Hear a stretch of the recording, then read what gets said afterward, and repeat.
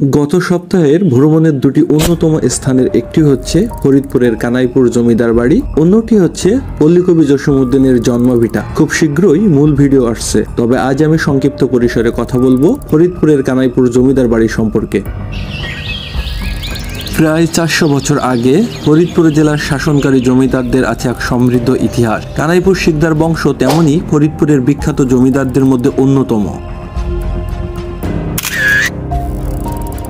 তৎকালীন সময়ে ফরিদপুরের শিকদার বংশের শিকদার ভবতারিণী জমিদার হিসাবে বেশ সুনাম ও সম্পদ অর্জন করেন, কিন্তু ভবতারিণীর একমাত্র পুত্র সতীশচন্দ্র শিকদার মোটেও তার মায়ের মতো সুশাসক ছিলেন না, যার ফলে পরবর্তীকালে সতীশচন্দ্র শিকদারের দুই পুত্রের মধ্যে জমিদারি ভাগ হয়ে যায়। কানাইপুর জমিদার বাড়ির পরবর্তী ঘটনা সম্পর্কে জানতে মূল ভিডিওতে অবশ্যই চোখ রাখবেন। খুব শীঘ্রই মূল ভিডিও আসছে। ধন্যবাদ সবাইকে।